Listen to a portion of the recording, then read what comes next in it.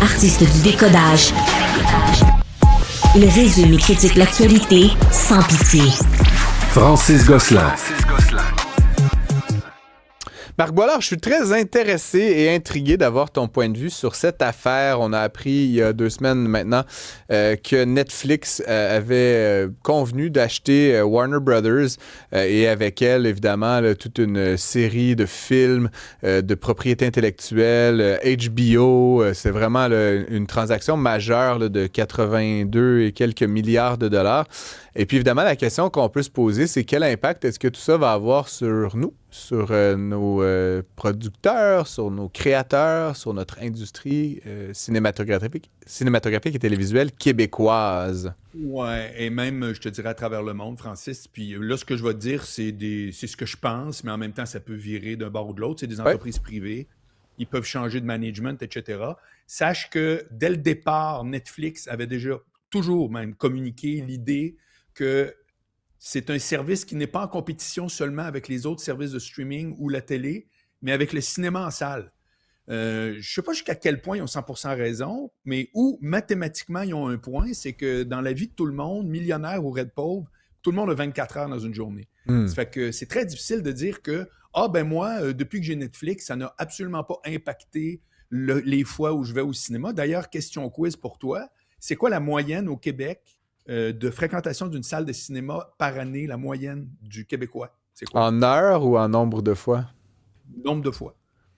Moi, je dirais que c'est moins de 1 en moyenne. C'est 1. Alors là, c'est-tu 0.08 ou là, on reconnaît la finesse de l'économiste?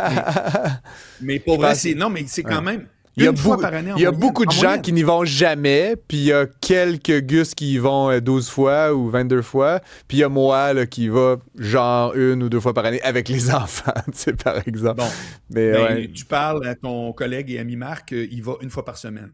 Oui, ben c'est ça. Mais au moins 50 fois. Alors, tu vois bien que... Tu es plus étrange que moi, là, en ce sens-là. Là. Je suis plus la moyenne que Marc Boilard, me semble. Bon, voilà. oui, là-dessus. Écoute, de tout temps. Mais bref, c'est juste pour te dire que c'est pas... Tu sais, genre, c'est... Combien de fois les gens écoutent un film en streaming ou autre à la maison? Là, tous les soirs. Oui, c'est ça, exactement. Ouais. Bon, voilà. Alors, quel impact que ça peut avoir? Je vais te donner 2 territoires pour lesquels je suis familier avec une partie des sources de financement, entre autres, mais ce n'est pas la seule affaire. Tu vois, il y a 2 volets à cette affaire-là. De un, j'ai déjà entendu un cinéaste, j'oublie son nom, québécois, qui disait « c'est A ou B. Soit qu'au Québec, on fait un film, ou soit au Québec, on fait de l'argent. » Parce que les deux ne vont pas ensemble au Québec, faute de marché suffisant. Donc, évidemment, si tu dis, moi, le cinéma québécois, je m'en cogne, peu importe qu'il y en aille ou pas, ce qui est une opinion qui se vaut parmi d'autres, mais tu t'en fous que ça soit ou pas financé. La réalité, c'est qu'ici au Québec, si c'est pas financé par le public, le cinéma québécois n'existe pas.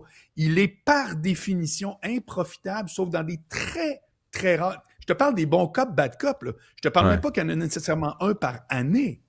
Donc, ça, si Netflix décide que leur offensive est littéralement pour enlever l'eau au moulin des salles de cinéma, qui est quand même une source de revenus, bien, inévitablement, on est dans un genre de catch-22 où tout à coup, on va être impacté parce qu'on le voit déjà, et puis c'est le grand problème avec ce qu'on appelle les GAFAM, on ne peut pas empêcher le consommateur moyen de cliquer puis de mettre ses dollars où il veut, mais le pouvoir de ces plateformes-là, avec le catalogue puis avec tout ce que tu veux. Donc, si tu dis qu'eux autres, tout à coup, deviennent propriétaires de Warner, puis qui décident, exemple, que c'est terminé les premières de films dans les cinémas. Les premières de films, maintenant, c'est Netflix, puis ça va aller en 2e ou en 3e vie au cinéma, donc l'inverse de ce qu'on connaît.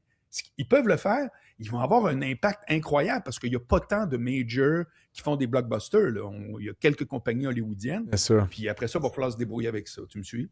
Je te suis. Donc, ton point, c'est surtout sur les cinémas comme le lieu du cinéma et pas sur le cinéma au sens l'art cinématographique. Là. Non. Parce qu'en ce sens-là, Marc, puis j'aime bien les cinémas, puis plus jeune, j'y allais probablement autant que toi. Là. Comme dit, j'ai des très jeunes enfants, c'est moins peut-être approprié, mais tu sais que j'ai fait mes études en France, à Strasbourg, une petite bourgade de 200-300 000 habitants, dans laquelle il y avait 5 cinémas, dont 2 qui étaient à genre 100 mètres de chez moi. J'allais des fois 2-3 fois au cinéma dans la semaine, mais tu sais, j'étais étudiant, je pense que ça me coûtait 4 €, puis tu sais, c'était littéralement à l'autre bord de la rue.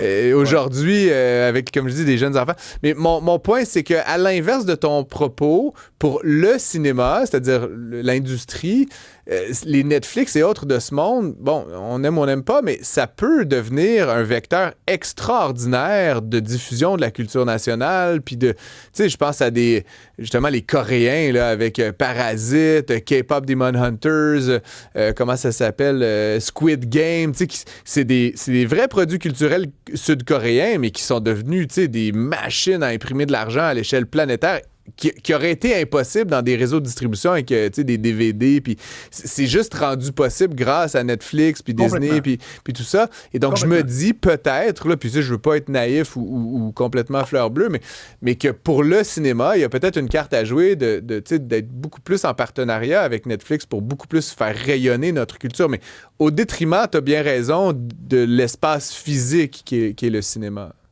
Tu as tout résumé, ce que moi j'appelle un peu les 2 volets de ça. C'est-à-dire, le premier, c'est que ça risque d'être difficile. Je te donne un autre exemple pour montrer que pour les salles, ça peut être compliqué. Nous autres, ici, c'est pas le cas, mais en France, le financement des films, ça a lieu un petit peu comme une espèce de couleuvre qui se mange la queue.